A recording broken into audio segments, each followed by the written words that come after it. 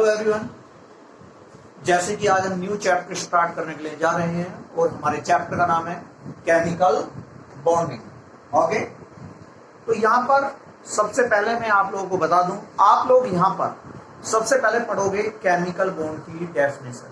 ठीक है, chemical bond की डेफिनेशन। तो आप लोग जल्दी से हेडिंग डालें केमिकल बॉन्ड।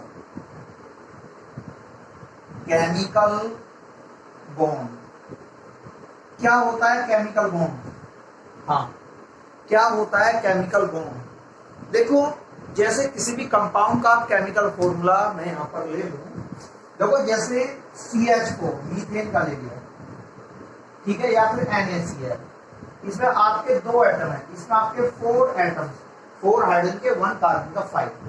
ये एटम्स एक साथ कैसे बंधे हुए हैं? ऐसा कौन सा फोर्स है जो इन एटम्स को एक साथ पकड़े हुए है? उस जो फोर्स इन सभी एटम्स को एक साथ पकड़े रहता है, होल्ड करे रहता है, हम उसे बोलते हैं केमिकल बॉन्ड। ठीक है, तो केमिकल बॉन्ड क्या हुआ? It is an attractive force which hold to the different atoms in a molecule, is known as chemical bond. तो जल्दी से आप सभी केमिकल बॉन्ड की डेफिनेशन लिखेंगे। केमिकल बॉन्ड हेडिंग डालिएगा और जैसे आगे लिखें, हाँ, it is defined as the force of attraction. It is defined as the force of attraction which hold to the different atoms, which hold to the different atoms in a molecule, is known as chemical bond. Right? अब यहां पर सबसे पहले बात आती है भाई chemical bond की, आप लोगों ने डेफिनेशन पढ़ी। यहां पर केमिकल बॉन्ड के 3 टाइप्स हैं। ठीक है, तो आप न्यू लाइन से लिखिएगा टाइप्स ऑफ केमिकल बॉन्ड। देखिएगा टाइप्स ऑफ केमिकल बॉन्ड। हाँ, तो देखिए टाइप्स ऑफ केमिकल बॉन्ड में types of chemical bond, types of chemical bond, ठीक है।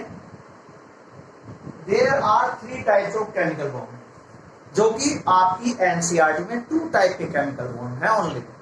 ठीक है, यहाँ पर आयनिक बॉन्ड और कोवेलेंट बॉन्ड को एक्सपेंड किया गया है, लेकिन यहाँ पर हमारा 3rd टाइप का केमिकल बॉन्ड है डेटिव बॉन्ड या कोऑर्डिनेट बॉन्ड। ठीक है, तो टाइप्स ऑफ केमिकल बॉन्ड जो कि मैं आपको तीनों टाइप्स कराऊंगा। ठीक है, there are 3 types of chemical bond. There are 3 types of chemical bond. Chemical bond देखना, there are 3 types of chemical bond. Number 1 ionic bond, ionic bond, right? Second is covalent bond, covalent bond. Third is coordinate bond, coordinate bond. तो ये 3 types के chemical bond हैं, लेकिन इन तीनों bonds के एक एक और नाम है। ठीक है, जैसे हम आयनिक बॉन्ड को बोलते हैं इलेक्ट्रोस्टैटिक बॉन्ड। ठीक है, इलेक्ट्रोस्टैटिक बॉन्ड, ओके, या फिर इलेक्ट्रोकोवेलेंट बॉन्ड, सॉरी इलेक्ट्रोवेलेंट बॉन्ड। ठीक है, आयनिक बॉन्ड का दूसरा नाम इलेक्ट्रोवेलेंट बॉन्ड, इलेक्ट्रोवेलेंट बॉन्ड। ठीक है, आयनिक बॉन्ड का दूसरा नाम इलेक्ट्रोवेलेंट बॉन्ड। ऐसी कोवेलेंट बॉन्ड का अदर नाम है मोलिकुलर बॉन्ड, मोलिकुलर बॉन्ड। और वही जो आपका 3rd बॉन्ड है कोऑर्डिनेट बॉन्ड, इसका दूसरा नाम है डेटिव बॉन्ड। ठीक है, डेटिव बॉन्ड। तो आप लोगों को जल्दी से यहां पर पता लग गया है कि आयनिक बॉन्ड का अदर नाम electrovalent bond, okay, covalent bond का अदर नाम मोलिकुलर बॉन्ड, और कोऑर्डिनेट बॉन्ड का दूसरा नाम है डेटिव बॉन्ड। जल्दी से आप इसे नोट कीजिएगा, उसके बाद फिर हम आगे चलेंगे। Yes,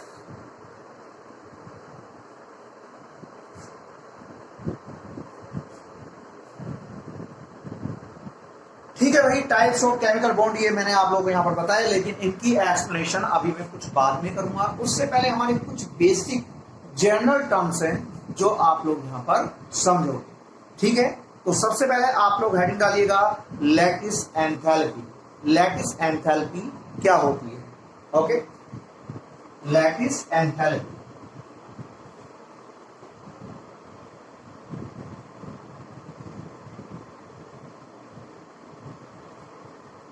lattice enthalpy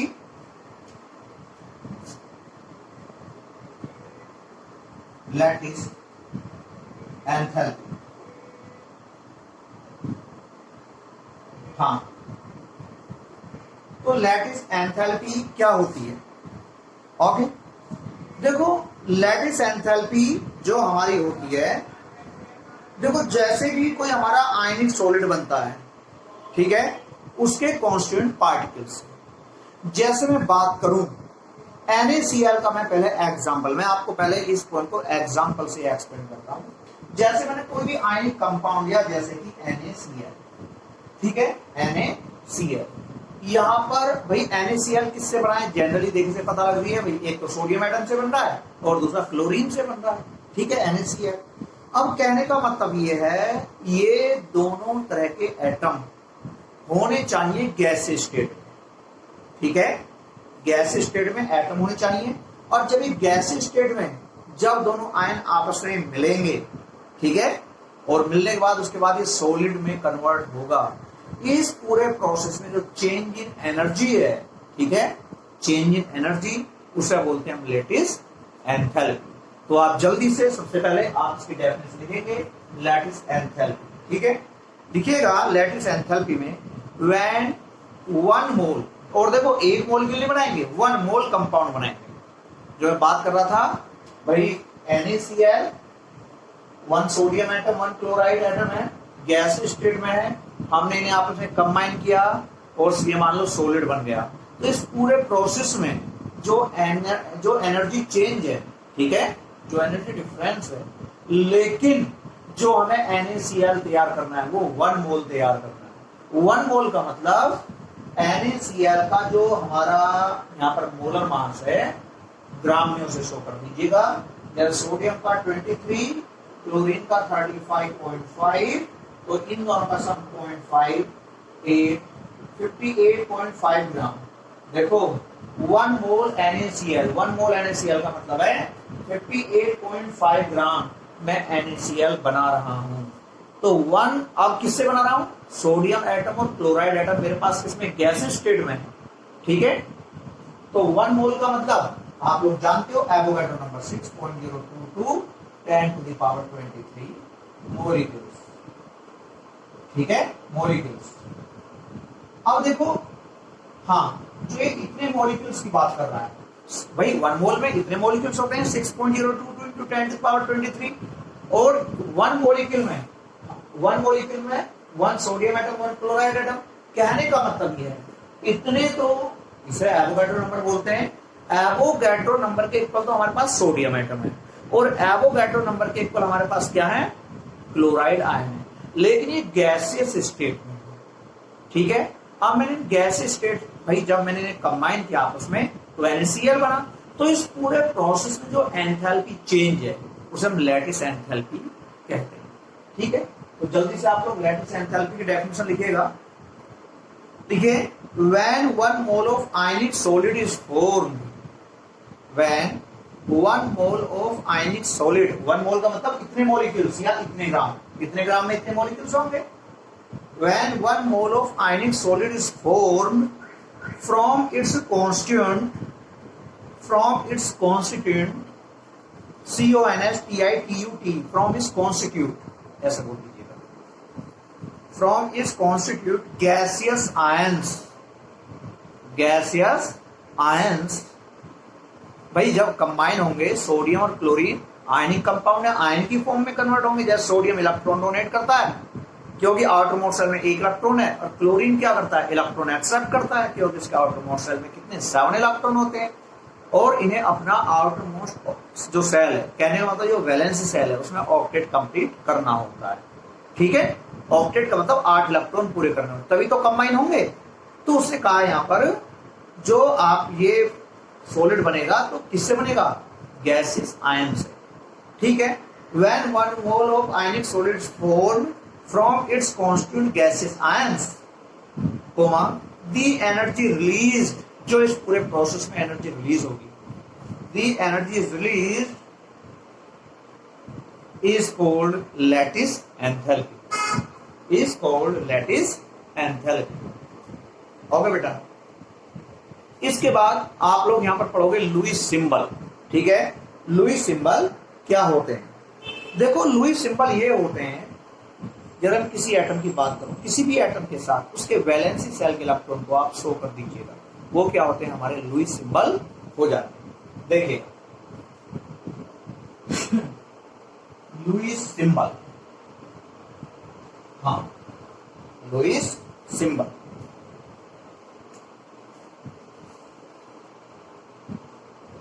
Lewis symbol,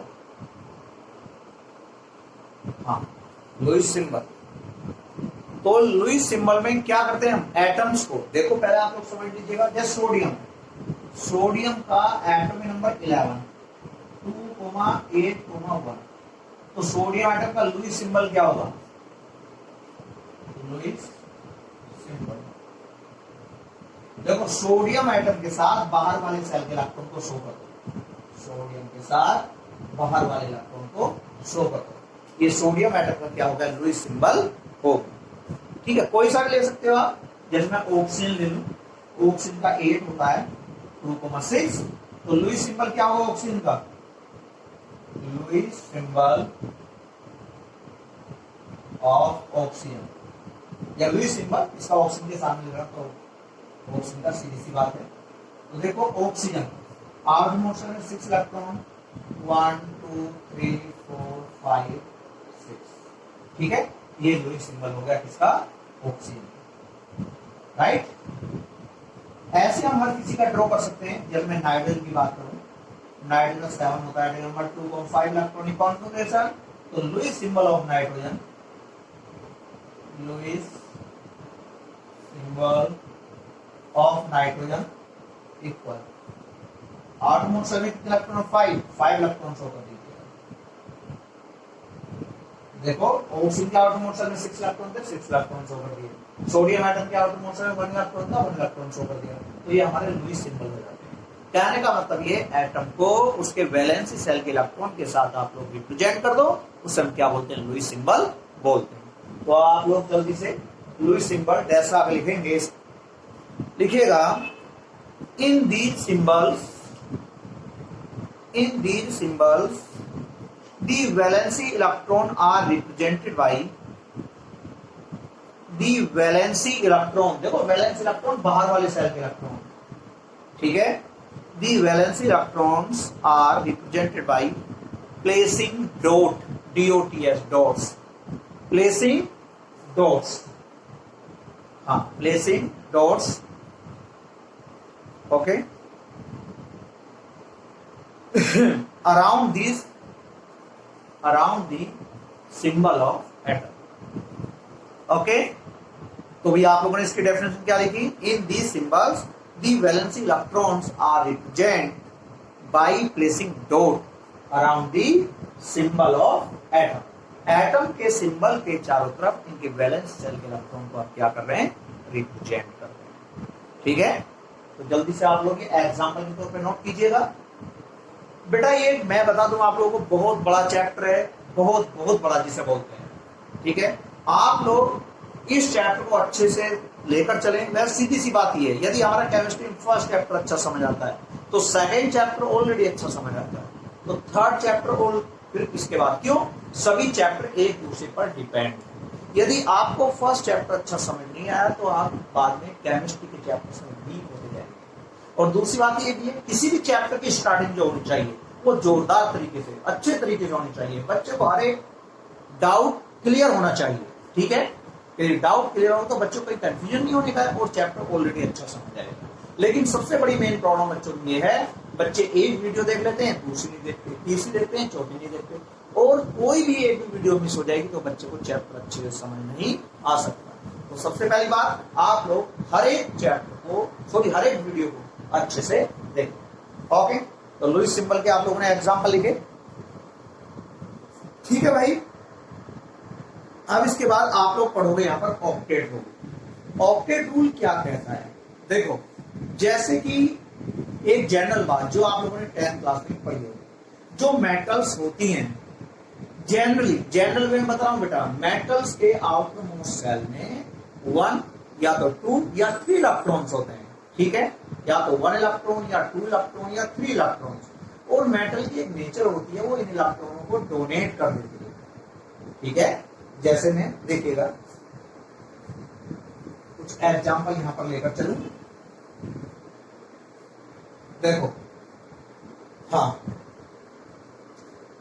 जब सोडियम एटम ले लिया 11 2,8,1, मैग्नीशियम 12 2,8,2, चलो एल्यूमिनियम ले लो 13 2,8,3।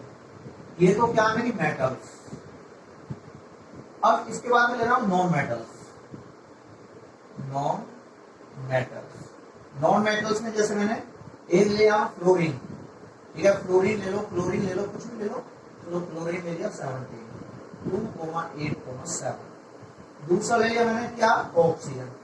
ऑक्सीजन का क्या होता है 8 2,6। और वही थर्ड एटम में लीजिए नाइट्रोजन 7 2,5। देखो, अब इसके साथ साथ मैंने यहां पर ले ली नोबल गैसेस, ठीक है। नोबल गैसेस जैसे मैंने नियॉन ले लिए, नियॉन 10 2,8, ठीक है, या आर्गन का 18 होता है 2,8,8। देखो एक बात सुनिए, जब भी मेटल्स और नॉन मेटल्स आपस में कंबाइन होंगे, एक ही कॉन्सेप्ट क्लियर होगा केमिकल बॉन्ड में, क्या, अपने बाहर वाले सेल में या अपने वैलेंसी सेल में, valence shell outer most shell, ठीक है, एटम को 8 इलेक्ट्रॉन पूरे करने हैं, 8 इलेक्ट्रॉन पूरे होने चाहिए। 8 का मतलब ऑक्टेट पूरा होना चाहिए। यदि ऑक्टेट पूरा होगा, ठीक है, ऑक्टेट पूरा होगा कहने का मतलब यही तो ऑक्टेट रूल है। किसी भी कंपाउंड में जो एटम्स कंबाइन होते हैं, या तो इलेक्ट्रॉन छोड़ते हैं, या इलेक्ट्रॉन गेन करते हैं, या इलेक्ट्रॉन्स की शेयरिंग करते हैं। कहने का मतलब ये, ठीक है, या तो डोनेट करेंगे या गेन करेंगे या शेयरिंग करेंगे, लेकिन मेन पर्पस एक है, अपने वैलेंसी सेल में 8 इलेक्ट्रॉन पूरे करना, ठीक है। अब देखो जैसे सोडियम है, अब यहाँ पर 1 इलेक्ट्रॉन है भाई, 1 इलेक्ट्रॉन है ना, अब यहाँ पर 1 इलेक्ट्रॉन, ठीक है। अब इस सोडियम के यहाँ पर 8 इलेक्ट्रॉन होने चाहिए। अब 8 इलेक्ट्रॉन पूरे करने के 7 इलेक्ट्रॉन यहाँ तो लेगा भाई, 7 इलेक्ट्रॉन। अब 7 इलेक्ट्रॉन लेना तो बहुत बड़ी बात है, बहुत मुश्किल बात है। तो सोडियम 1 यानी कि 7 इलेक्ट्रॉन नहीं ले सकता। इससे अच्छा समझेगा ये भाई, इससे तो मैं बाहर वाले सेल से 1 इलेक्ट्रॉन छोड़ दूं, जब ये छोड़ देगा तो कितने इलेक्ट्रॉन बचेंगे, 8 बचेंगे। तो 1 इलेक्ट्रॉन को छोड़ना ज्यादा आसान है 7 इलेक्ट्रॉन एक्सेप्ट करने की कंपेयर में। और जैसे ही सोडियम 1 इलेक्ट्रॉन छोड़ देगा, यहाँ पर 8 इलेक्ट्रॉन पूरे हो जाएंगे। ऐसे यहाँ पर मैग्नीशियम को भाई 8 इलेक्ट्रॉन पूरे करने के लिए 6 इलेक्ट्रॉन चाहिए, लेकिन 6 इलेक्ट्रॉन पूरे, अब 6 इलेक्ट्रॉन गेन करना बहुत मुश्किल बात है। इससे मैग्नीशियम 2 इलेक्ट्रॉन छोड़ देगी तो 8 इलेक्ट्रॉन रह जाएंगे। सेम ऐसी एल्यूमिनियम 3 इलेक्ट्रॉन छोड़ देगी, 8 इलेक्ट्रॉन रह जाएंगे। तो मेटल के केस में एक जनरल सी बात है, ये भाई जनरल बात क्या, आउटर मोस्ट सेल 1 2 3 इलेक्ट्रॉन होते हैं, और जब ये मेटल्स कंबाइन होती हैं दूसरे एटम के साथ, ये अपने इन इलेक्ट्रॉन्स को छोड़ देती हैं, तो इनके बाहर वाले सेल में 8 इलेक्ट्रॉन पूरे हो जाते हैं। भाई क्यों, ये इलेक्ट्रॉन छोड़ दिया, बाहर वाला सेल सेकंड लास्ट हो गया ना, अब यहाँ पर ऑलरेडी 8 इलेक्ट्रॉन है। अब ऐसे ही आ जाइए आप लोग इसमें नॉन मेटल्स में, अब देखना 7 इलेक्ट्रॉन है बाहर वाले सेल में, यहाँ पर 7, यहाँ पर 6, यहाँ पर 5। अब 8 इलेक्ट्रॉन पूरे करने के लिए बेटा 7 इलेक्ट्रॉन है, या तो 1 इलेक्ट्रॉन चाहिए या 7 इलेक्ट्रॉन छोड़ेगी। अब 7 इलेक्ट्रॉन को छोड़ना बहुत मुश्किल बात है, तो क्या करेगी क्लोरीन, एक इलेक्ट्रॉन एक्सेप्ट कर लेगी। एक इलेक्ट्रॉन, 1 इलेक्ट्रॉन एक्सेप्ट करके बाहर वाले सेल में कितने इलेक्ट्रॉन जाएंगे, शांति की जगह 1। ऐसी ऑक्सीजन 6 इलेक्ट्रॉन को छोड़ नहीं सकती, 2 इलेक्ट्रॉन आसानी से ले लेगी। तो ऐसे ऑक्सीजन के बाहर वाले सेल में यहाँ पर कितने इलेक्ट्रॉन जाएंगे, 1। सेम ऐसी नाइट्रोजन में भाई 5 इलेक्ट्रॉन को छोड़ना बहुत मुश्किल बात है, तो ये 3 इलेक्ट्रॉन एक्सेप्ट कर लेगी। इलेक्ट्रॉन कितने जाएंगे, 1। देखो यहाँ पर 1 1 2 3 ये इलेक्ट्रॉन छोड़कर 8 इलेक्ट्रॉन पूरे हो गए। ऐसे यहाँ पर 1 इलेक्ट्रॉन एक्सेप्ट किया, यहाँ पर 2, यहाँ पर 3, तो यहाँ पर भी बाहर वाले सेल में 8 इलेक्ट्रॉन पूरे हो गए। काम कुछ भी करो, चाहे इलेक्ट्रॉन छोड़ो चाहे गेन करो, लेकिन बाहर वाले सेल में 8 इलेक्ट्रॉन पूरे होने चाहिए। और सीधी सी जनरल बात ये भी है भाई मेटल्स इलेक्ट्रॉन तो क्या करेंगी, छोड़ेंगी, डोनेट करेंगी, और नॉन मेटल्स इलेक्ट्रॉन क्या करेंगी, एक्सेप्ट करेंगी, एक जनरल वे में। लेकिन ये इलेक्ट्रॉन छोड़ेंगी, ये गेन करेंगी, इलेक्ट्रॉन कितने होंगे, 8 होंगे। क्या नोबल गैसेस के सिमिलर कंबाइनिंग स्टेट में ये अपना इलेक्ट्रॉनिक कॉन्फ़िगरेशन बनाएं। ठीक है, तो यही है हमारा ऑक्टेट रूल। तो ठीक है, आप लोग ऑक्टेट रूल की डेफिनेशन लिखिएगा, ऑक्टेट रूल। ठीक है, तो यहां पर आप लोग हेडिंग डालो ऑक्टेट रूल। ये बेटा मैं ऑक्टेट रूल के लिए सारी बातें आपको क्लियर कर रहा था। ऑक्टेट ऑक्टेट ऑक्टेट रूल, तो ऑक्टेट रूल में आप लोग यहां पर लिखेंगे N atom tends, TENDS tends, an atom tends, TENDS tends to gain, an atom tends, TENDS tends to gain, comma loss. देखो जैसे कि तो गेन कर रही थी, ये लॉस कर रही है। ठीक है, an atom tends to gain, comma loss, और शेयरिंग ऑफ इलेक्ट्रॉन, और sharing of electron during molecule formation, during molecule formation, such that there are 8 electrons, there are 8 electrons, such that there are 8 electrons surrounding it, इसके चारों तरफ 8 electron होने चाहिए। ठीक है बेटा, an atom tends to gain loss और sharing of electron during molecule formation such that there are 8 electron surrounding it. ठीक है, देखो जैसे यहाँ पर 8 इलेक्ट्रॉन पूरे किए, जैसे यहाँ पर 8 इलेक्ट्रॉन पूरे किए, ये हमारा ऑक्टेट रूल। अब इसके बाद आप लोग यहाँ पर हेडिंग डालेंगे बेटा। इस देखो केमिस्ट्री में जो भी कोई रूल्स बनता है उसकी लिमिटेशंस जरूर होती हैं, जरूर आ जाती हैं एक दो। तो यहाँ पर भी आप लोग लिमिटेशन पढ़ोगे, लिमिटेशंस ऑफ ऑक्टेट रूल। तो आप लोग हेडिंग डालें जल्दी से, लिमिटेशंस ऑफ ऑक्टेट रूल। हाँ, limitations of octet rule.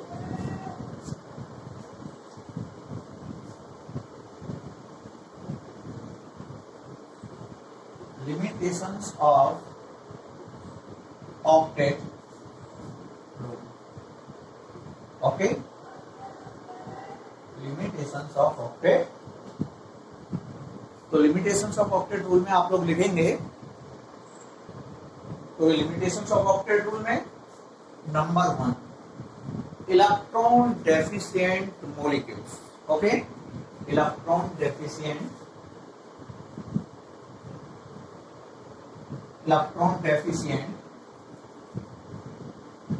molecules, electron deficient molecules. ठीक है, तो आप लोग जल्दी से यहां पर देखें बेटा। इलेक्ट्रॉन डेफिशिएंट मॉलिक्यूल में देखो यहाँ पर कुछ मॉलिक्यूल्स ऐसे हैं, मैंने कहा ना हर एक रूल्स की कुछ ना कुछ लिमिटेशंस होती हैं बेटा। कुछ मॉलिक्यूल्स ऐसे हैं वहां पर उनका ऑक्टेट पूरा नहीं होता है। तो इलेक्ट्रॉन डेफिशिएंट मॉलिक्यूल्स यानी कि ऑक्टेट से कम इलेक्ट्रॉन। एग्जांपल देख सकते हो, डायरेक्ट एग्जांपल लिखिएगा, थोड़ा लिखें। देखो बेटा, इस तरह से थ्योरी लिखें कि तुम्हें लिखते समय ही याद हो जाए, बाद में रटना नहीं पड़ेगा। आप प्रैक्टिकली पढ़िए। प्रैक्टिकली का मतलब ये, जैसे आप लोगों ने अभी समझा और आपको अभी याद हो गया। यदि आप बाद में याद कर लेंगे, कुछ नहीं होता है बाद में। ठीक है, तो देखो इलेक्ट्रॉन डेफिशिएंट मॉलिक्यूल, जैसे मैं यहाँ पर कुछ एग्जाम्पल ले लूं, जैसे AlCl3 ले लूं। देखो एग्जाम्पल AlCl3। अब देखो एल्यूमिनियम के आउटर मोस्ट शेल में भाई 3 इलेक्ट्रॉन है, क्लोरीन के आउटर मोस्ट शेल में 7 इलेक्ट्रॉन है। यहाँ पर देखो Cl Cl Cl। अब देखो यहाँ पर एल्यूमिनियम के वैलेंसी शेल में कितने इलेक्ट्रॉन है? 6 इलेक्ट्रॉन। भाई 6 electron in the valence shell of aluminium. ठीक है, 6 electron in the valency shell of aluminium. कैसे पता लगी? एल्यूमिनियम 13 2,8,3। अब देखो 3 इलेक्ट्रॉन एल्यूमिनियम के, ये 3 इलेक्ट्रॉन, एक ये रहा, एक ये रहा और एक ये रहा। भाई तीनों बॉन्डों में एल्यूमिनियम का एक इलेक्ट्रॉन है। अब 3 इलेक्ट्रॉन ये है। अब एक इलेक्ट्रॉन किसका? क्लोरीन का। तो जब क्लोरीन को एक इलेक्ट्रॉन दिया तो क्लोरीन से एक इलेक्ट्रॉन लेगा भी। तो यहाँ पर 6 electron in the valency shell of aluminium. ठीक है, 6 electrons in the valency shell of, ठीक है, ऑफ एल्यूमिनियम। और ऐसे ही मैं और भी एग्जांपल लेके चलूंगा, जैसे LiCl ले लूं, BeH2 ले लूं। ठीक है, पहले आप इस एग्जांपल को नोट करें। हाँ, जल्दी से। और देखो LiCl भी नोट हो गया।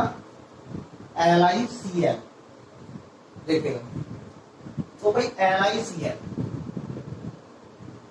यहां पर 2 इलेक्ट्रॉन है in the valence shell of lithium.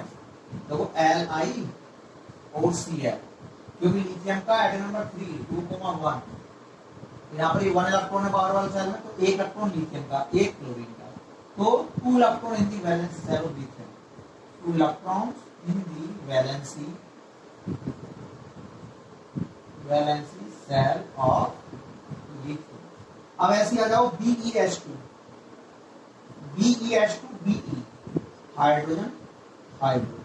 भाई Be का एटॉमिक नंबर 4 2,2। अब Be के बाहर वाले सेल में यहाँ पर 2 इलेक्ट्रॉन है, एक ये रहा, एक ये रहा।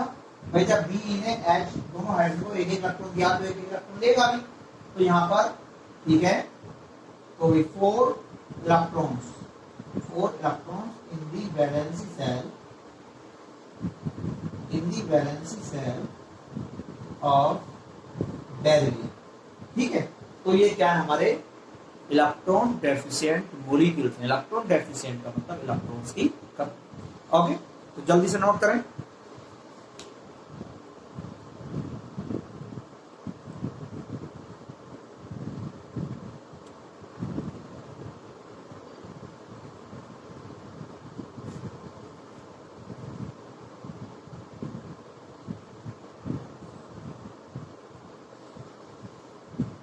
अब इसके बाद दूसरा पॉइंट है, दूसरी लिमिटेशन है ओड इलेक्ट्रॉन मॉलिक्यूल्स। ठीक है, ओड इलेक्ट्रॉन मॉलिक्यूल्स। तो देखें ओड इलेक्ट्रॉन मॉलिक्यूल्स में second limitation, odd electron molecules. ठीक है बेटा, odd electron molecules, odd electron molecules. Odd electron molecules, भाई ओड का मतलब जानते हो, यहां पर वैलेंस सेल में ओड इलेक्ट्रॉन्स होंगे। ओड इलेक्ट्रॉन्स का मतलब, हाँ, ओड इलेक्ट्रॉन्स का मतलब ओड नंबर में, जैसे 1 3 5। ठीक है, तो इस तरह के इलेक्ट्रॉन्स यहां पर होंगे। तो देखो कैसे होंगे, काउंट करते हैं भाई।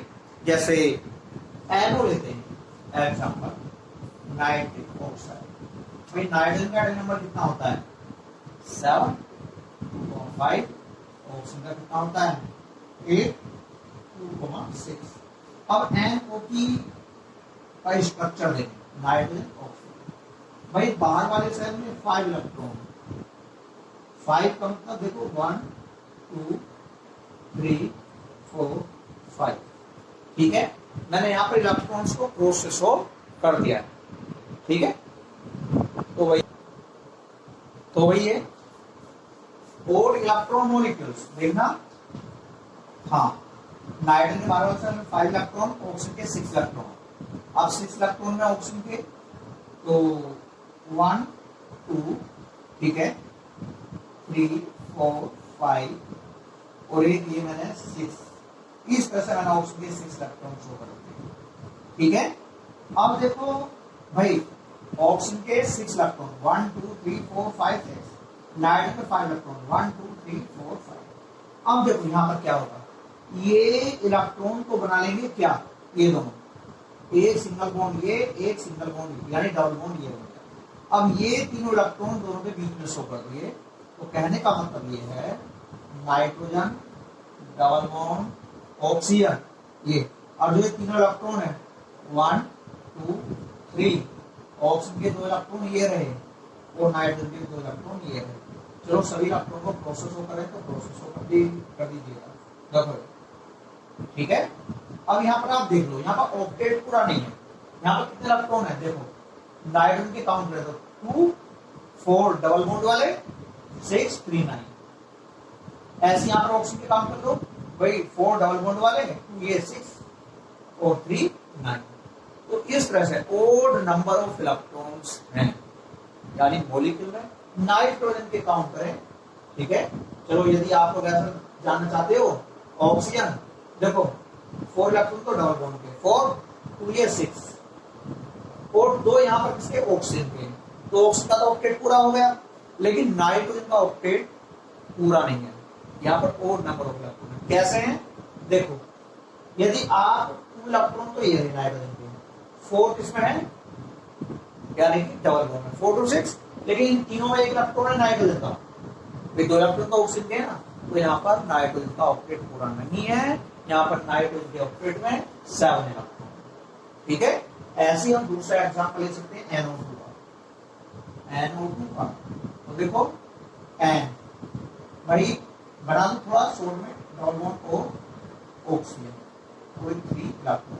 अब आप देखो यहाँ पर, हाँ in the valence shell of nitrogen, यहाँ पर आप नाइट्रोजन पे काउंट करो, ये लो इन दोनों इलेक्ट्रॉन्स को आप ऐसे शो कर सकते हो, एक इलेक्ट्रॉन यहाँ पर और एक इलेक्ट्रॉन यहाँ पर, ठीक है।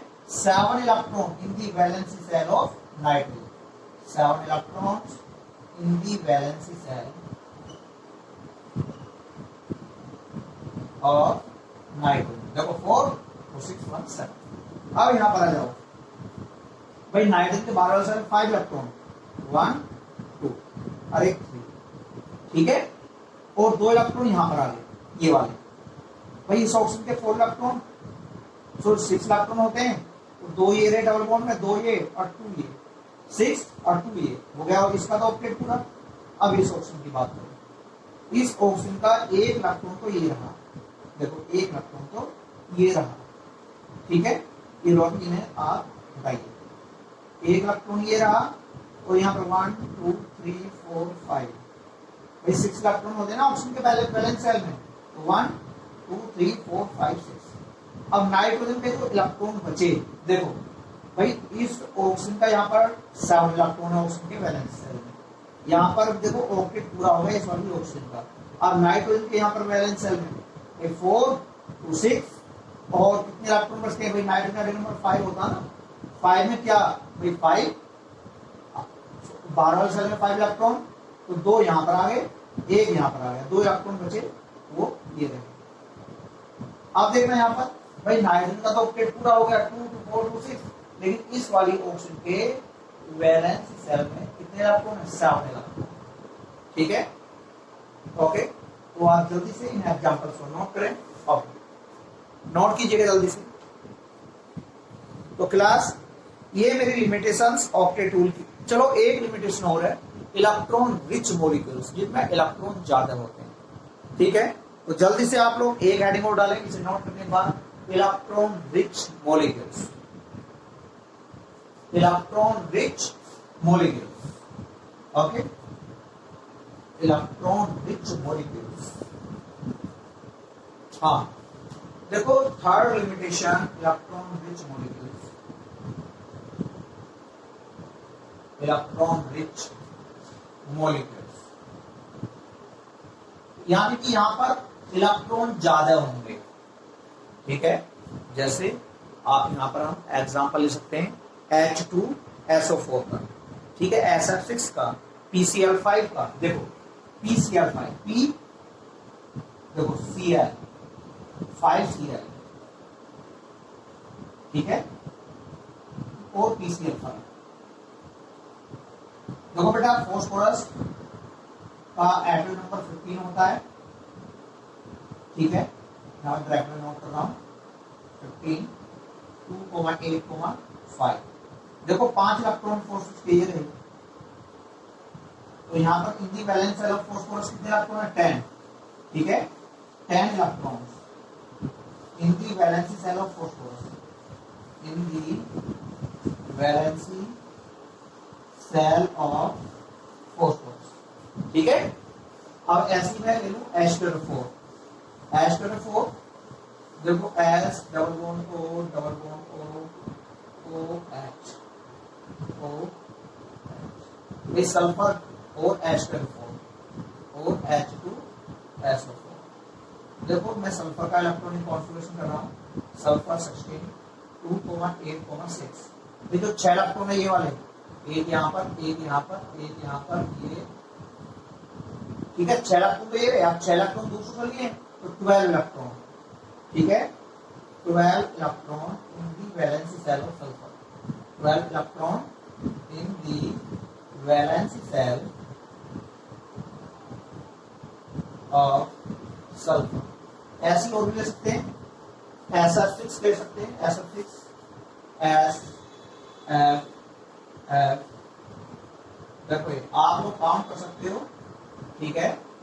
तो SF6 में भाई 6 इलेक्ट्रॉन होते हैं वैलेंस सेल में, 1 2 3 4 5 6, भाई 6 क्लोरीन के लिए होंगे, तो यहाँ पर कितने इलेक्ट्रॉन है? यानी कि 12 इलेक्ट्रॉन और SF6, 12 electron in the valency cell, in the valency cell of sulfur, ठीक है। तो ये हमारे क्या इलेक्ट्रॉन रिच मॉलिक्यूल्स। जल्दी से आप इन एग्जांपल को नोट करें, ओके क्लास। तो क्लास मेरा टॉपिक क्लियर हुआ, कंप्लीट हुआ। अब मैं नेक्स्ट वीडियो में न्यू टॉपिक लेकर चलूंगा। Okay class.